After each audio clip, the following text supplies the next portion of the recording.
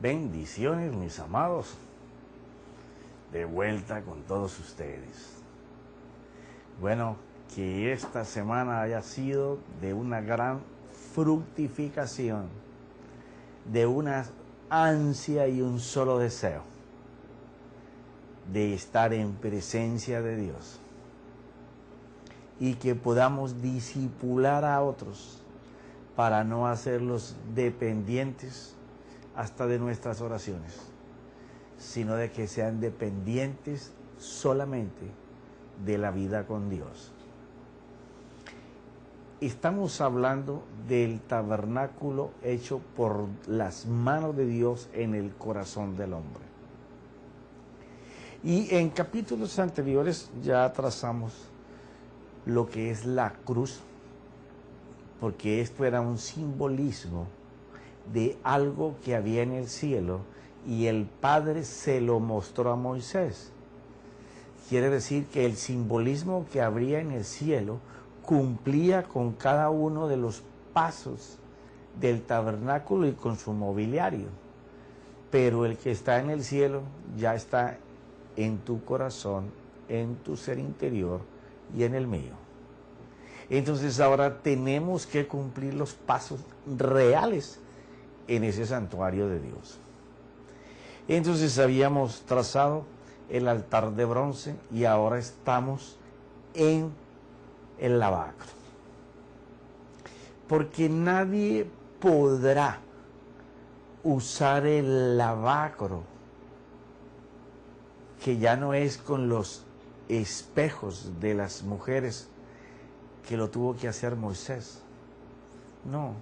Ahora el Espíritu Santo y la palabra se juntan para enseñarnos nuestros yo, nuestros egos, nuestras vanidades, las cosas que nos apartan de esa vida de santidad que se demanda para vivir en el lugar santísimo, en el santuario de Dios. Pero tenemos que haber pasado con una cruz clavada en el corazón. Y yo sé que ya este término lo hemos hablado en capítulos anteriores.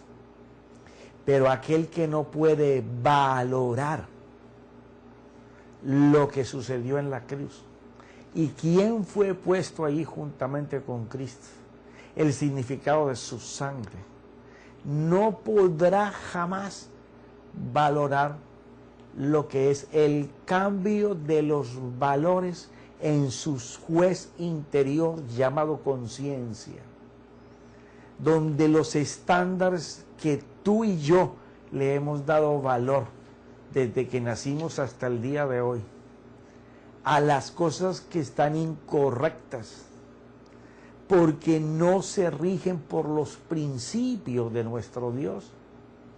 Si le permitimos a la palabra y al Espíritu Santo, ellos van a entrar hasta lo profundo de nuestro ser y van a colocar los valores de Dios en aquellas cosas que tenemos desvalorizadas en el cielo.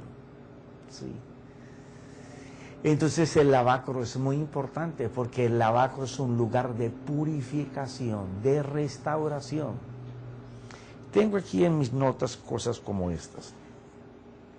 Lo primero y más importante en la vida espiritual es entender. Esta palabra es muy familiar, pero nosotros pensamos que entendemos una cosa y le damos de largo y no la hemos entendido. Y el paso para hacer la sabiduría es entender el conocimiento. Si tú no entiendes lo que Dios dice, ¿cómo lo vamos a hacer? Y me incluyo porque me toca a mí hacer lo mismo que a ti. Hay que entender cada cosa para poder vivirla, para poder disfrutarla. Por eso la iglesia se ha quedado en conocimiento, pero no puede hacerlo en su vida, que es el precepto. Mira esto. Lo primero y más importante en la vida espiritual es entender, vivir y disfrutar nuestro paso por la cruz. Es tan importante los capítulos anteriores que hemos estado hablando sobre el altar de bronce, para poder llegar al lavacro con el entendimiento de lo que el conocimiento nos demanda para alcanzar, para desarrollar esa vida de santidad. Mira esto. Y reconocer dónde quedó el viejo hombre y cómo quedó. Esto sí que es importante. No solamente darnos cuenta que en el Señor Jesucristo, en la cruz, estábamos nosotros metidos. Todo el sufrimiento que nos toca vivir, pasar, angustias, tribulaciones, por enfermedad, por economía, por cónyuge, por hijos, por familia, por sociedad, por lo que tú seas. Él te estaba cargando en esa dificultad allí en la cruz. Entonces hay que saber entender ese viejo hombre atado a malos hábitos y costumbres que te encadenaban a la concupiscencia, a pecar. ¿En dónde quedó ese hombre? Para que tú te puedas dar cuenta. ¿Y cómo quedó? Eso es otra buena pregunta.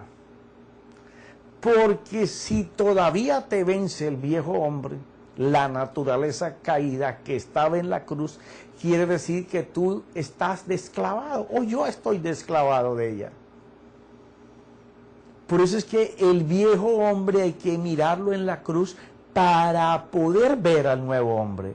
Y para eso tienes que saber cómo quedó, qué fue lo que le pasó. Y entonces dice, esto es lo más importante en el mensaje de redención de la cruz. O sea, entender, vivir y disfrutar cómo el hombre viejo quedó en la cruz y cómo el hombre nuevo, conforme a la naturaleza de Cristo, va a comenzar su vida espiritual. Eso es lo que nos lleva a poder disfrutar del mensaje del Señor de salvación. Y que allí mismo comienza la nueva creación nacida de la misericordia y el perdón. El que vive esto comprende lo que simboliza el lavacro en el tabernáculo.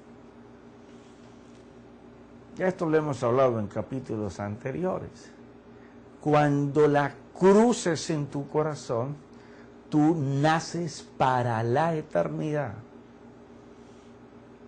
Ahora, ¿eres hijo de Dios? Sí. Ahora, vas a empezar a nacer a una vida nueva. Sí, pero la Biblia dice que nazco. Sí.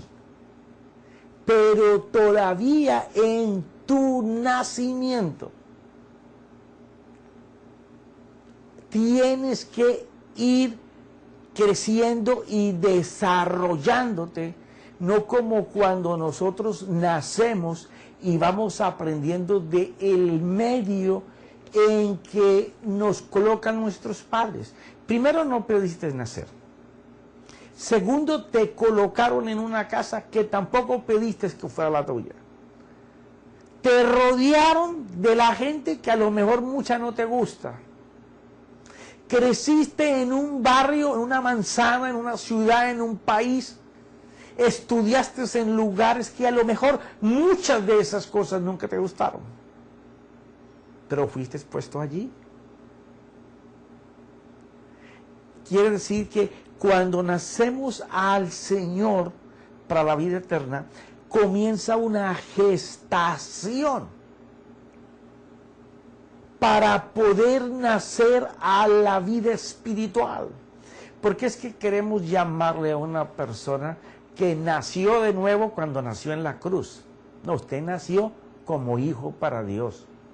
Ahora, usted para nacer la vida espiritual, usted necesita respirar por usted mismo el aire de Dios, tener el ADN de Dios, la vida de Dios corriendo por usted.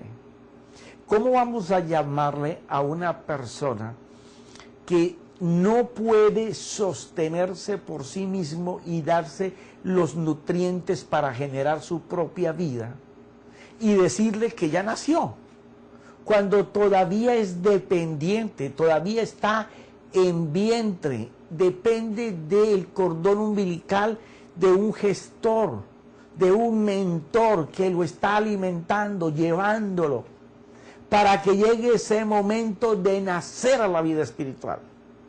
Pero le llamamos nacer de nuevo al proceso de años y años y años de que una persona pueda cambiar el ser interior que se colocó en la cruz al ser nacido de nuevo por el Espíritu.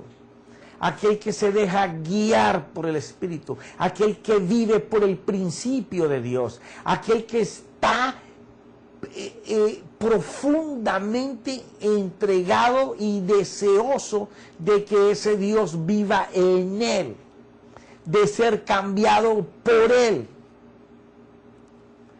Hay personas, y habemos muchas personas, yo creo que todos, vamos a durar toda la vida en ese proceso de cambio, en ese proceso de santificación. Pero hay un momento en que tu voluntad es entregada completamente para vivir por el principio de Dios, donde tus sentidos ya no se venden al pecado, tus sentidos se venden a la vida de Dios, donde tú estás atento, vigilante de que no haya ninguna área de tu vida que estorbe en tu crecimiento espiritual. El lavacro cumple la función de purificar al hombre, porque aquí ellos usaban aquí agua pura, y el sumo sacerdote se lavaba con un jarrito, él mismo, nadie lo lavaba, él mismo, sus manos y sus pies, lo que haces y por donde caminas, porque lo que tú hagas en tu vida, eso es lo que tú eres. Por eso aquel que logra hacer el precepto de Dios está viviendo en Dios. Pero el lavacro lo que te lleva es a que tú puedas lograr eso. Por eso es importante que nosotros sepamos que nuestra conciencia, nuestro juez interior, tiene que ser cambiado de mala conciencia, aquello que le llamaba a lo malo bueno y a lo bueno malo o tonto, o que no merecía atención, que le cambie todo el sistema de valores para que tu conciencia se rija por los principios de Dios. Entonces, mira, te sigo leyendo. Que es el lugar de restauración, tanto para el alma como para el corazón o culto racional, porque es el lugar donde el Espíritu Santo empieza su trabajo restaurador y utilizará una conciencia descauterizada y apoyada en los juicios perfectos de Dios, expresados en su palabra, para destruir toda concupiscencia de la carne que se levante contra la vida de la comunión del creyente. O sea, este es un lugar de purificación. Habrán capítulos en que vamos a estar hablando lo que los hombres de Dios, a pesar de todos sus errores y sus pecados terribles que aparecen anotados en la Biblia, cómo ellos pudieron entender que si ellos no cambiaban eso, y había un arrepentimiento genuino, que ese es el arrepentimiento genuino, cuando tu juez interior te avergüenza de lo que estás diciendo o haciendo. Ellos pudieron descontaminarse y pudieron alcanzar presencia. No es que tengamos que ser una perfección de santidad para tener presencia. Profeta, entonces, ¿qué es lo que nos está diciendo con que es lugar de purificación? Un lugar de purificación es algo en donde ellos todos los días tenían que hacer esto, el lavacro, para poder operar en el lugar santísimo. Una señal de que nosotros tenemos que trabajar con nuestra conducta, con nuestra moral. Tenemos que trabajar con el ser, con lo que nosotros creemos que debe de ser, porque el problema es que llegamos a la iglesia con nuestro ser formado según el sistema con que nos criaron y queremos operar en la iglesia con el mismo sistema. Eso lo único que enseña es que la palabra es para ti conocimiento, pero que tú no la puedes hacer. Mira, estamos en un tiempo donde el creyente va a ser desafiado a cambios. Porque en todas las épocas el hombre ha tenido unos momentos en que ha tenido que soltarse a Dios, porque él no encuentra salida. Estamos en un momento como ese. Y te hablaba la vez pasada del día de la ira del Señor, que no es igual al día de la ira terrible del Señor, que es donde todo va a ser destruido y cambiado. No, a causa del pecado del hombre, el Señor en toda la Biblia se narra plagas, destrucciones, hambrunas, guerras, para hacer juicio. Llevó a su pueblo a esclavitud. ¿Para qué? Para hacerlos volver a Él. Y este es un tiempo donde el creyente va a operar por una fe real, una fe que le ofrezca el fruto que él necesita. Entonces tenemos una generación de jóvenes que se están levantando con mucha información, que cuando usted les va a dar un mensaje sobre la historia de algo en la Biblia, ellos saben más que la historia. Porque primero han sido más facultados para investigar a través de la cantidad de información que hay. Entonces, ellos en este momento se están preparando, no en base al conocimiento, sino en base a cómo Dios se enseña en ellos. A ellos les ha tocado ver una década de muchos milagros y muchas señales. Ellos no están esperando que un orador o un predicador vaya y les ponga la mano para que eso suceda. No, ellos quieren verlo en su vida.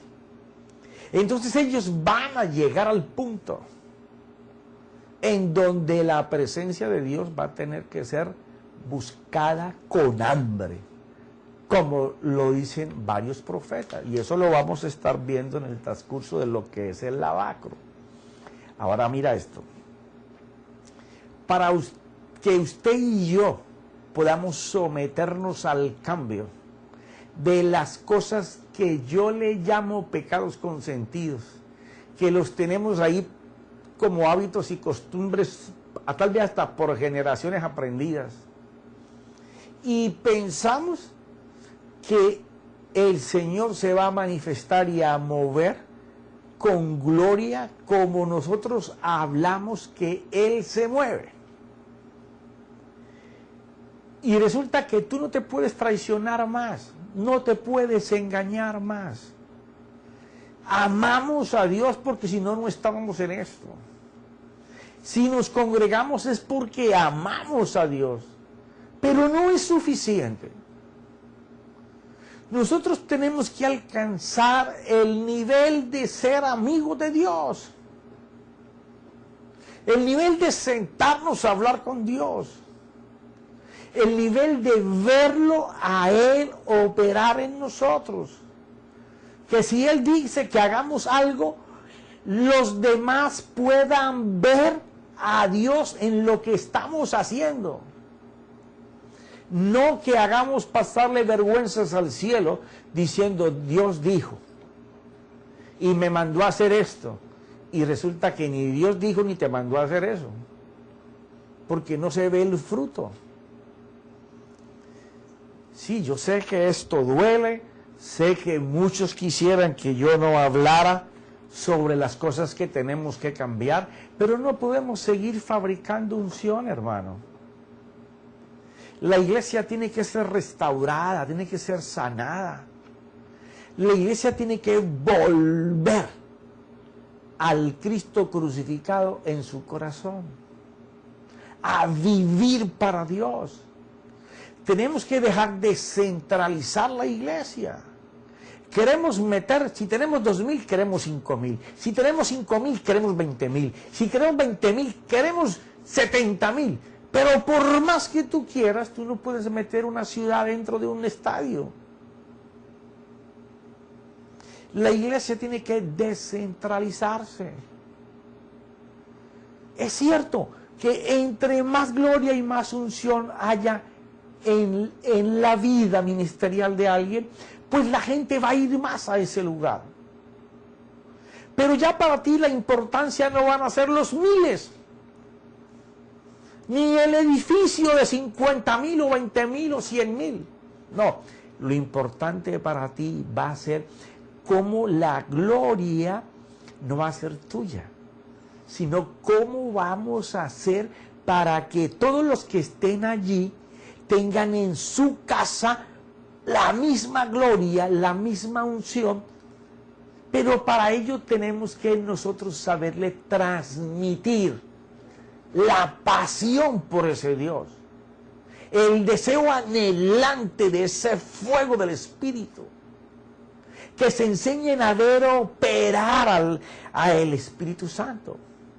Pero mientras nosotros tengamos un cristianismo en donde solamente el totalitarismo es el que se mide en la iglesia, criticamos al credo en Roma porque es de ese sistema, pero tenemos miles de papas en cada congregación, gente que se molestan, se disgustan. Eres enemigo de ellos si tan solo los enfrentas con la palabra. Si los enfrentas con la palabra, ya no eres bien visto. Y te van a cerrar puertas por el mecanismo de la mafia del evangelio. Pero eso se va a acabar. Porque los fariseos no pudieron contra la gloria y el poder de Dios. O sea, tenemos que caer en cuenta que somos servidores. Que entre nosotros más sirvamos a la gente, más presencia, más unción, más gloria. Entre estemos más interesados por los resultados de la familia de cada persona que va a nuestra congregación, más gloria, más unción. ¿Por qué? Porque no todos están interesados en el cuerpo familiar. Todos los que están interesados en números, no en las personas. Entonces, el lavacro, ¿qué es lo que hace? El lavacro te enfrenta contra el deseo tuyo y el deseo de Dios. Los valores tuyos y los valores que Dios exige de ti, que eres sacerdote, profeta, y solamente los de Efesios 4:11 son, no, todos, sino que los llamados por Jesús a ministerio deberíamos de ser los primeros en enseñar que nuestras familias son importantes, que la unción y la gloria que se corre por el sacerdote se corra por los demás miembros de la familia. Sí, pero que eso es muy difícil, profeta. Claro, es difícil porque si lo tenemos que manipular, si tenemos que inventar gloria y unción, pues nuestros hijos se nos van a reír en la cara. Claro. Pero no hay ninguna persona que vea el poder de Dios, no solo en palabras, sino en hechos, en tu casa, que no desee lo que tú tienes, y más si tú le dices que lo que tú tienes, él lo puede tener también. Te va a preguntar es cómo hacerlo. Entonces, necesitamos un evangelio que no sea tan místico, ni tan religioso, ni tan legalista, que no se pueda hacer. La Biblia tiene que ser tan práctica que cada principio se pueda hacer. Y el cambio viene cuando el hombre esté dispuesto a ser desnudado en su juez interior, donde le dé el permiso y la autoridad a que la palabra y el Espíritu Santo lo confronten. Sí, vamos para este cambio. Muchos van a ser arrollados, otros van a ser triturados, pero Dios va a levantar otros. Porque la gloria que viene para la iglesia demanda santidad y consagración. Ahí no hay manipulación, ahí no hay orquestación, ahí no hay que echar humo ni prender luces para hacer atmósferas, no.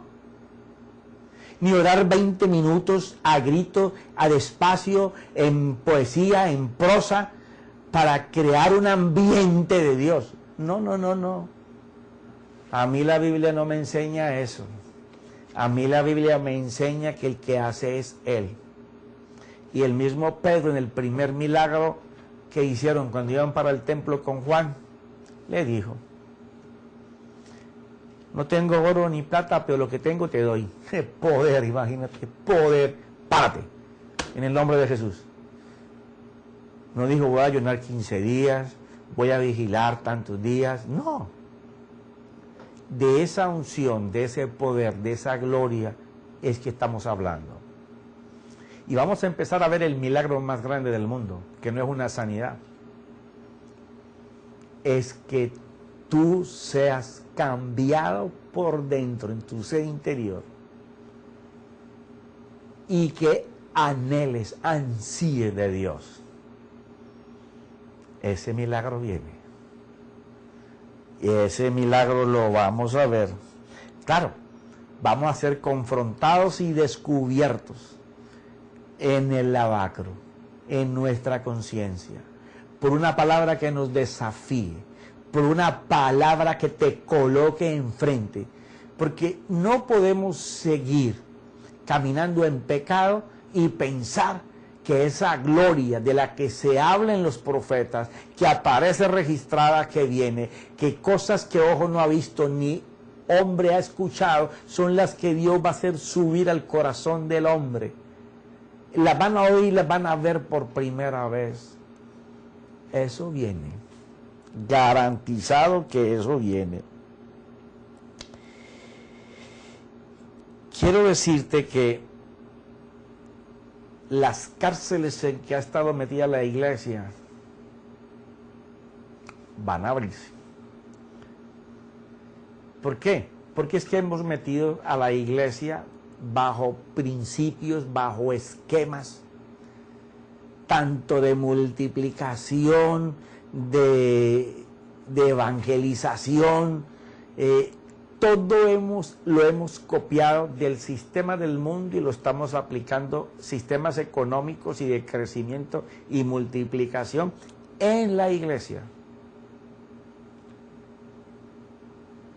Pero cuando usted mira las personas que están haciendo esos trabajos, la mayoría de ellos tienen familias disfuncionales, porque trabajan para llevar personas a la iglesia, pero la familia de ellos siempre está mal. Lo digo porque por mis viajes me doy cuenta en todos los lugares que es lo mismo, lo mismo, lo mismo. En cambio, si nosotros vamos al lugar de purificación y comenzamos a quitar las cosas que sabemos que a Dios no le agradan, nosotros vamos a desarrollar todo el potencial del Espíritu Santo y de Cristo. Porque ya no serán nuestros deseos, serán los deseos de Dios. Mira, quiero leerte en Romanos 6. quiero leerte en Romanos 6.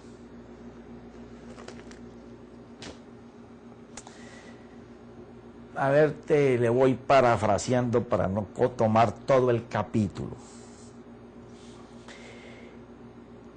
El apóstol Pablo está trazando, bajo la guianza del Espíritu, que si estamos unidos en la semejanza de la muerte en la cruz a nuestro Señor Jesucristo, también seremos la semejanza de Él en la resurrección. Y entonces comienza a tratar al viejo hombre, hablando de que el viejo hombre nuestro fue crucificado con Él. Eso está ahí en el versículo 5 o 6, ¿ya? Y fue crucificado allí para que el poder del pecado fuera destruido y el pecado no nos pudiera hacer daño. Y cuando hablo de pecado no estoy hablando de esas cosas grandes que nos avergonzaban, porque las pequeñas también son pecado. Puede que todo el mundo no se dé cuenta, pero las tenemos y las hacemos. De todas esas zorras pequeñas es que estoy hablando, porque tienen que ser destruidas para una vida de poder y gloria. Entonces, él dice en el versículo 10, porque por cuanto él murió, murió al pecado de una vez para siempre, pero en cuanto vive, vive para Dios. Hablando del Señor Jesús, que él cargando el pecado del mundo, él llevó el pecado del mundo y metió el pecado del mundo en la cruz y lo venció. Una vez que venció, él regresa para vivir solo, para hacer la voluntad de Dios. Y entonces el 11 dice, así también vosotros. El ejemplo es él, y ahora nos dice que nosotros debemos hacerlo igual.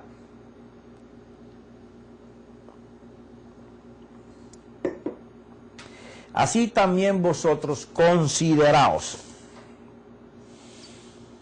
muertos para el pecado. ¿Por qué no nos dijo, así vosotros estáis muertos? Porque es que el apóstol cuando está escribiendo sabe que nosotros, hasta que nos muramos, vamos a tener que estar velando las cosas que nos conducen al pecado. Porque es la única manera de lograr la vida plena en el santuario de Dios. Entonces, él habla de que nosotros cuando caminemos debemos de considerar, no pecar. Mira esto. Considerados muertos para el pecado, pero vivos para Dios en Cristo Jesús. Por tanto, no reine el pecado en vuestro cuerpo mortal. Estamos hablando del estado aquí, ahora. Que el pecado no reine, no gobierne. Porque una vez que tú decides morir al pecado, si el pecado gobierna es porque esa parte que te gobierna no está en la cruz. ¿Duele? Sí. Pero tenemos que darnos cuenta, y yo vengo tratando pecados con nombres que están en nuestras entrañas, que son nuestros enemigos, los yo soy. ¿Dónde está el ego, el orgullo, la jactancia, la arrogancia, la prepotencia, la falta de compasión hacia el prójimo, la falta de amar, de perdonar, de hacer misericordia? Entonces, claro, son mucho más, los vamos a ir mirando en el transcurso. Dice, para que no obedezcáis sus lujurias, o sea, sus deseos. ¿Por qué razón? Porque aquel que obedece al pecado que hay en él, se hace esclavo de él. Ahí no reina el Señor. Profeta, entonces, ¿quién reina? El mal, el maligno. ¿Y cómo va a ser posible que yo tenga de Dios y yo tenga del mal? Eso no puede ser. Es que hay una parte tuya que necesita transformación. Es donde está tu culto racional y en donde la conciencia con el albedrío van a decidir a favor de lo que siempre hacías o en contra de eso mismo. Ah, y eso no se convierte cuando yo recibí al Señor. Bueno, cuando tú recibiste al Señor, genuinamente tus pecados fueron borrados, pero tus raíces quedaron dentro de ti. Y en la medida que le echas abono, agüita y tierrita, vuelven otra vez a nacer los tallos. Claro, a esos es que nos estamos refiriendo en el lavacro. A destruir completamente eso.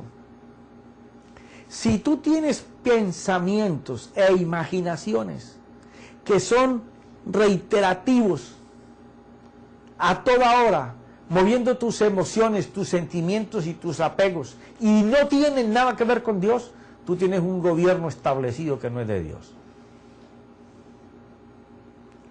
Eso es lo que le pasaba a todos aquellos que atacaban al Señor Jesús. Ellos tenían una vida que no era conforme a la vida que el Señor estaba enseñando. Entonces tenían un evangelio lleno de mucho conocimiento, mucha ley, muchas palabras, se pegaban a lo escrito, peleaban por ello, mataban por ello, pero ellos adentro tenían un lavacro que nunca había sido usado, una conciencia cauterizada. Mira esto. 6:13. Ni presentéis los miembros de vuestro cuerpo al pecado como instrumentos, como armas, como las herramientas de iniquidad, sino presentaos vosotros mismos a Dios como vivos de entre los muertos y vuestros miembros a Dios como instrumentos de justicia. Cuando nosotros estamos tocando este versículo 13, nosotros estamos hablando de los miembros, y no son las manos y los pies. Aquí estamos hablando de los sentidos. Ahora, ya hemos hablado de esto en la primera parte y en la segunda parte, y pues solamente voy a tomar el tema como si ya lo hubieras escuchado, y si no, pues puedes ir ahí a las series. Cuando los miembros tuyos, tus sentidos, que es donde se recibe la información del sentido órgano físico, quien es el transmisor por la percepción del mundo exterior, entonces Pablo le habla a ellos como las herramientas que los de adentro usan para llevarte al pecado. Porque no peca este ojo que mira, no peca este oído que oye, no peca esta mano que toca o agarra. No, ellos perciben algo y lo llevan al órgano espiritual llamado oído, ojo y tacto. Y tras esa información, él se va al pecado o lo rechaza. Entonces el Señor dice que no permitamos que las herramientas que usa la percepción para transportar el llamado del pecado no le permitamos a ellos esa vida, sino que nosotros que hemos matado esos deseos, porque están muertos, dice, como vivos de entre muertos. O sea, ellos están muertos porque ellos los usan no para Dios, sino para pecar. Y él dice, pero ustedes no están muertos, ustedes están vivos entre ellos que están muertos. Dice, vosotros presentáis esos miembros para que se haga, se vea y se escuche la justicia de Dios. El lavacro es algo tan interesante, hermano, porque es el sistema diario, continuo, en donde aquel pensamiento que te atribula, tú se lo llevas y se lo presentas al Señor. E inmediatamente el Espíritu Santo y Cristo van a entrar en la restauración, en la limpieza, en la sanidad. Porque alguien te puede herir espiritualmente, pero ningún humano te puede sanar espiritualmente. Solamente Dios puede hacer eso. Entonces, tenemos que estar prestos para vivir en esto. Mira lo que dice, porque el pecado no tendrá dominio sobre vosotros, pues no estás bajo la ley, sino bajo la gracia. Entonces, cuando él habla aquí y toca la ley, y toca la gracia, es que siempre que había un pecado, por ley tenías que ir a buscar cómo justificar ese pecado delante de Dios haciendo una obra. Harina, flor, aceite, un animal, sangre, cualquier tipo de lavamientos, purificaciones, para alcanzar justicia. El apóstol Pablo dice, mira, solamente niégale la oportunidad a que Él te domine, a que Él tenga control, a que Él se apodere de ti, a que Él usurpe tu mente, a que te arroje fuera de la vida de Dios, sembrando las cosas atrevidas que antes hacíamos, las cosas vergonzosas. Si solamente haces eso, no tienes que justificarte. Ahora vivimos bajo el favor de Dios. Tan pronto tú lo rechazas, Cristo, que es la palabra de Dios, y el Espíritu Santo, por el sacrificio del Señor donde tú y yo estamos, ellos van a entrar en operación para descauterizar esa conciencia. Pero ya mi esposa me hizo señas de que se me terminó el tiempo. Seguiremos ahondando en este tema, porque sé que viene una dimensión de gloria para la iglesia que el hombre no conoce, en donde veremos actuar al Señor y al Espíritu Santo delante de nuestros ojos. Ya no habrá que seguir criticando a Roma por la transmutación que ellos dicen que sucede en el pan que parte y en el vino que toman, pero nosotros hacemos una transmutación en el aceite. Y no que ese profeta va toda contra el aceite, no, es que es terriblemente vergonzoso que hablamos en el Espíritu, nos movemos en el Espíritu, nos movemos en Cristo y luego hacemos una transmutación delante de la gente para darle poder a un aceite que es preparado en una industria. Todo eso se va a acabar. Todo lo que el hombre haya hecho para crear atmósfera de Dios se va a acabar. Porque Dios va a hacerse presente en los lugares en que lo deseen ardientemente, en que le estén buscando compasión. Esos lugares en donde la gente esté desesperada por ese Dios. en donde deseemos el apapacho de Dios, en donde no sea que le hable solamente al orador, sino que constantemente nos esté hablando, donde el Espíritu Santo nos redarguya constantemente para estar separados para Él. Que en donde estemos nosotros trabajando haya una coherencia entre el Evangelio que hablamos y la vida de hoy. Sé que la gente tiene que arrepentirse de pecado, pero no le peguemos con la Biblia a la gente. Enseñémosle con nuestro hacer el poder de ese Dios. Enseñémosle cómo Dios nos ha separado, nos ha consagrado, nos ha santificado, nos va purificando y Él se enseña a través de nosotros. Viene un tiempo de confrontación entre seguir avergonzando a Dios y al Espíritu Santo,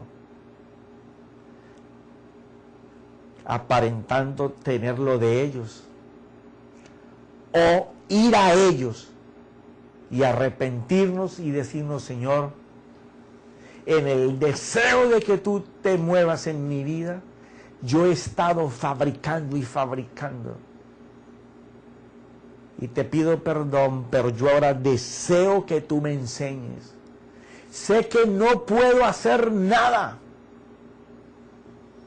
No hay una oración escrita, no hay un mensaje escrito para yo estar en tu presencia. Solamente saber lo que esa cruz vale para mi vida. En dónde está el hombre viejo y en dónde está el hombre resucitado.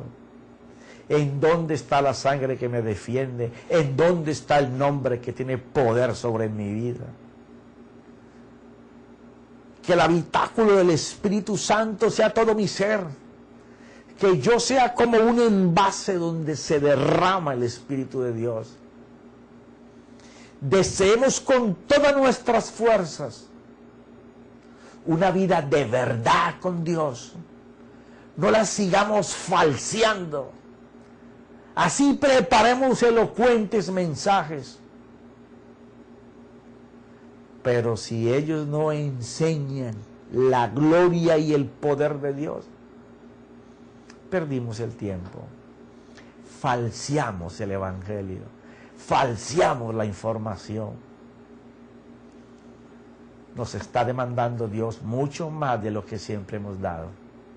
Pero será hasta la próxima semana. En el nombre de Cristo Jesús, te doy gracias, Espíritu Santo, y soy el primero en ponerme en la lista. Amén.